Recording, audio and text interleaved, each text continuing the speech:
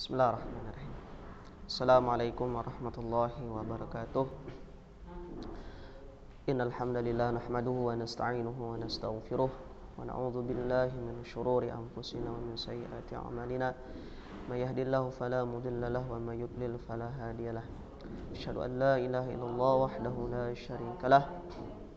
Asyhadu anna sayyidana Muhammadan abduhu wa rasuluh. Allahumma shalli wa sallim ala sayyidina Muhammad wa ala alihi wa ashabihi ajma'in, amma ba'd. Faqala Allah Ta'ala fil Qur'anil Karim, a'udzu billahi minasyaitonir rajim. Bismillahirrahmanirrahim. Ya ayyuhalladzina amanu taqullaha haqqa tuqatih wa la tamutunna illa wa antum muslimun. Qala habibuna Muhammadun sallallahu alaihi wasallam, fa inna asdaqal hadits kitabullah wa khairul hadi hadi Muhammadin sallallahu alaihi wasallam. Sadaqallahul azim wa sadaqa rasulul karim wa nahnu ala dzalika minasyahidin wa syakirin walhamdulillahi rabbil alamin. Baiklah, dalam kesempatan ini kita akan kembali melaksanakan pembelajaran secara daring dengan mata pelajaran ilmu hadis untuk kelas 12. Ilmu hadis kelas 12.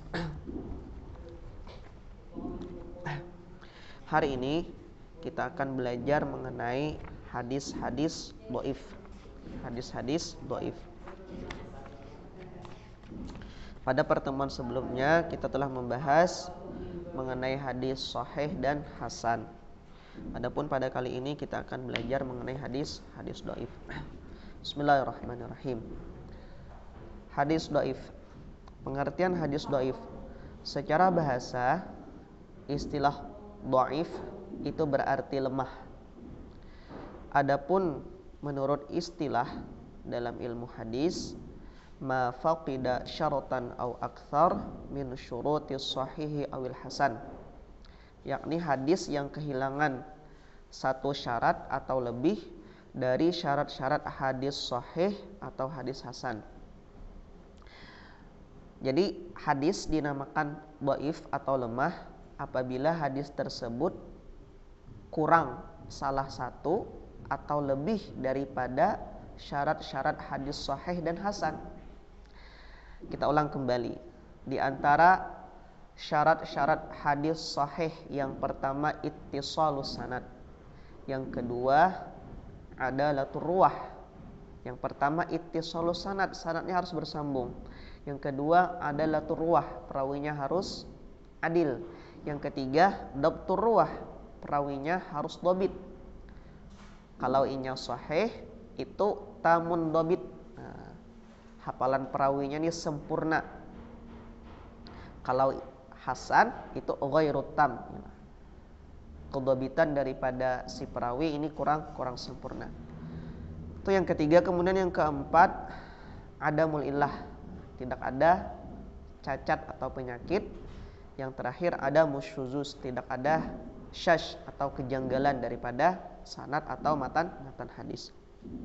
Nah, apabila hadis tersebut salah satu atau lebih tidak memenuhi daripada syarat-syarat hadis sahih dan hasan, maka kita kategorikan hadis itu dhaif. Contoh hadis dhaif: ma akhrajahu Tirmizi an Hakim al-Athrami an Abi Tamimah al-Hajimi an Abi Hurairah an Nabi sallallahu alaihi wasallam, man ata haidan aw imra'atan fi duburiha aw kahinan faqad kafara bima anzala ala Muhammad. Hadis riwayat Imam Tirmizi dari Hakim, Al-Asram dari Abi Tamimah, Al-Hajami dari Abu Hurairah dari Nabi sallallahu alaihi wasallam, man ata haidan, barang siapa yang mendatangi seorang wanita yang lagi haid.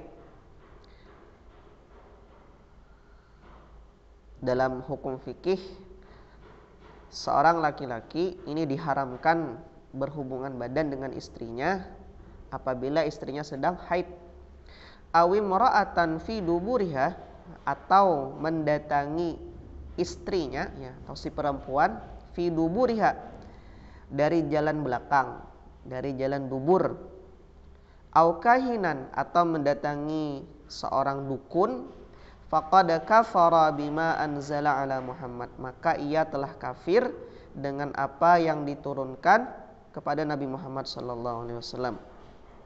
Hadis ini dikategorikan sebagai hadis dhaif karena Hakim Al-Athram adalah dhaiful hadis. Ibnu Hajar dalam bukunya Taqribu At-Tahzib memberikan komentar fihi layyinul hadis pada si perawi yang bernama Hakim Al-Athram. Ini termasuk orang yang lain, yang lemah dalam hal hafalan hadis. Baik, sekali lagi perlu diingatkan, apabila kita belajar mustalah, belajar ilmu hadis, mendapati hadis ini kedudukannya dhaif, maka sikap kita jangan tidak percaya terhadap hadis itu 100%. Jangan tidak percaya. Kalau seandainya hadis itu dalam mustalahul hadis dikategorikan hadis dhaif, selagi matan atau isinya tidak bertentangan dengan Al-Quran, maka kita boleh menerima hadis tersebut. Kalau di sini makna daripada hadis ini tidak bertentangan, yalah, memang kita dilarang mendatangi istri apabila istri kita dalam keadaan haid. Kemudian lagi, mohon maaf, mendatangi istri atau berhubungan badan fi duburiha, dari jalan belakang, ini dilarang.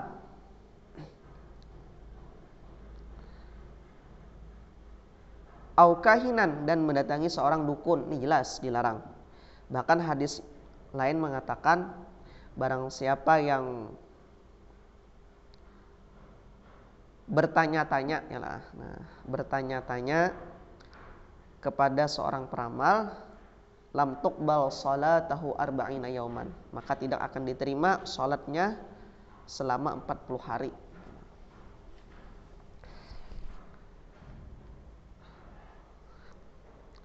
Yang kedua, sebab-sebab hadis dhaif.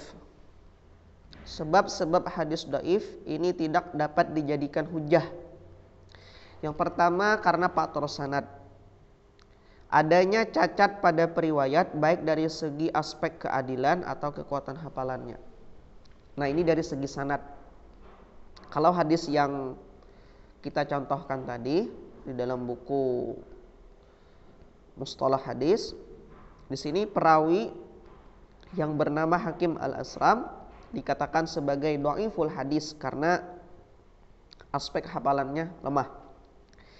Kemudian yang kedua, sanadnya tidak bersambung karena ada beberapa periwayat yang tidak saling bertemu dengan guru. Nah, ini jelas apabila mata rantai daripada sanad ini terputus, misal antara si perawi dengan guru ini tidak sezaman atau bahkan tidak pernah bertemu, nah, maka kategori hadisnya ini adalah dhaif, lemah. Kemudian yang kedua, faktor matan, yakni bertentangan dengan riwayat yang diriwayatkan oleh rijalul hadis yang siqah.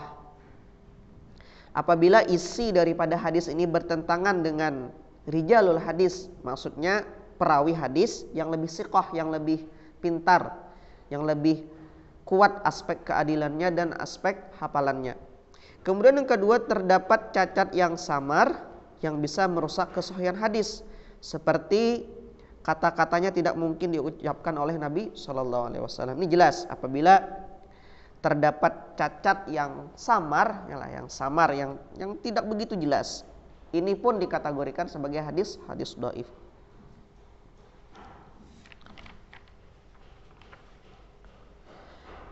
Nah, di antara sanad hadis yang paling dhaif dalam istilah mustalahul hadis atau auha al-asanid, ialah sanad yang paling dhaif, yakni riwayat dari Sadaqah bin Musa ad-Daqiqi dari Farqad as-Subki dari Murattu Attif dari Abu Bakar.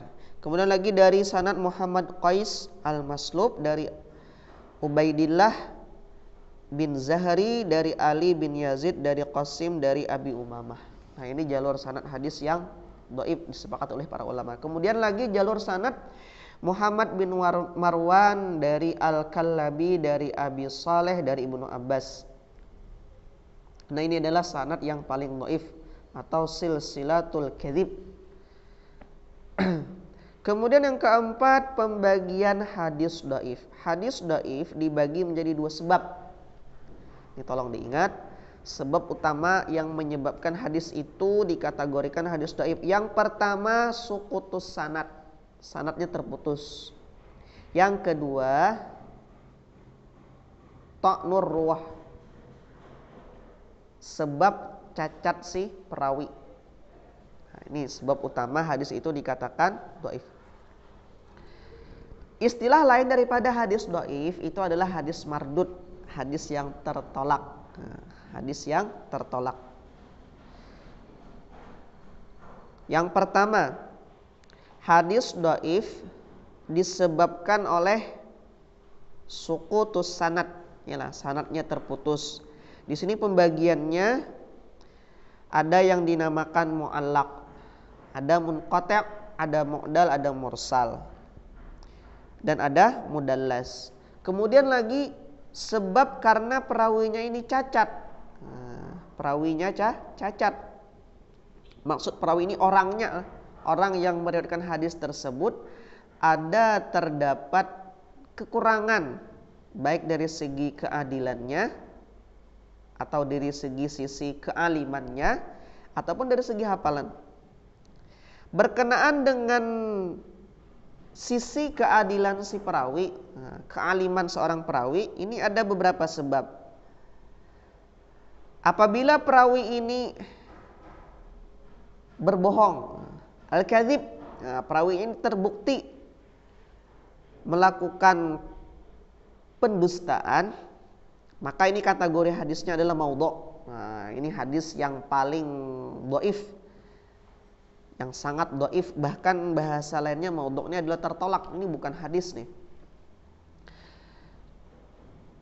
Hadis yang secara sengaja dibuat oleh orang-orang untuk memenangkan kelompoknya dengan mengatasnamakan nama Nabi Sallallahu Alaihi Wasallam. Ini ancaman Nabi ini besar, nah.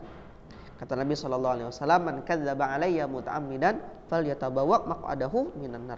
Barang siapa yang berdusta atas namaku muta'ammidan, secara sengaja, yalah, membikin kata-kata yang indah disandarkan kepada Nabi, falyatabawwa maq'adahu minan nar, maka hendaknya ia menyiapkan tempat tinggalnya di neraka. Ini ancaman Nabi SAW.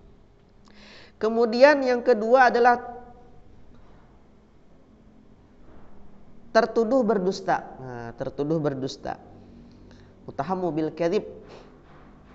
Kemudian yang ketiga fasik. Nah, fasik ini kalau dalam istilah ilmu tasawuf, orang ini muslim, yalah, Islam,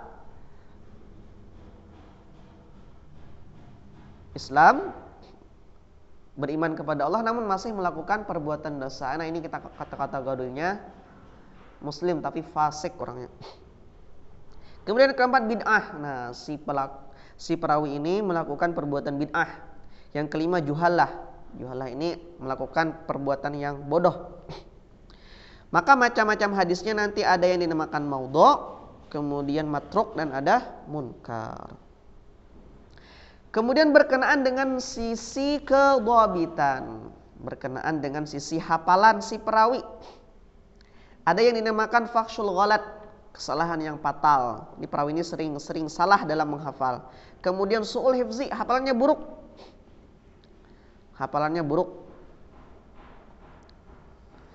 Yang ketiga, al-ghaflah, pelupa.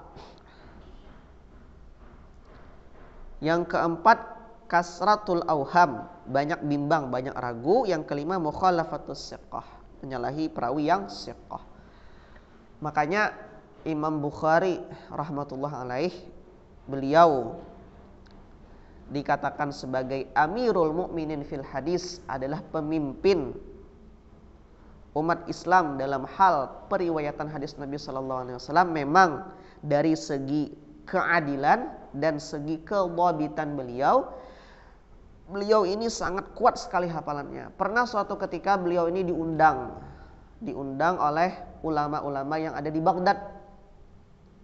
Beliau diundang, kemudian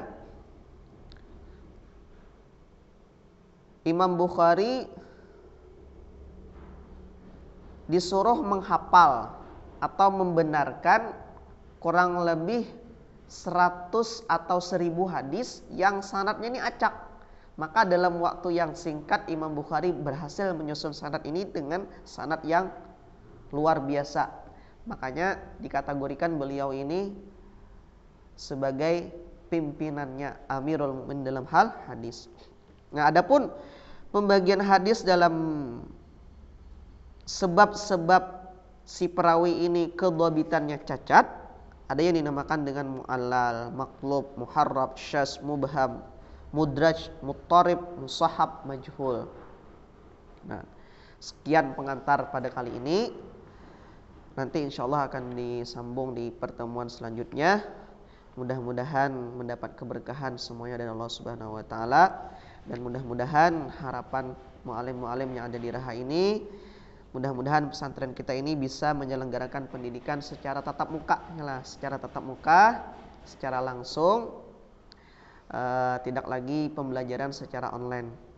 Agar apa? Agar keberkahan ini bisa kita dapatkan, baik kami sebagai muallim dan kalian atau antum sebagai siswa yang belajar atau santri yang belajar. Wallahul muwaffiq ila aqwamit thoriq. Wassalamualaikum warahmatullahi wabarakatuh.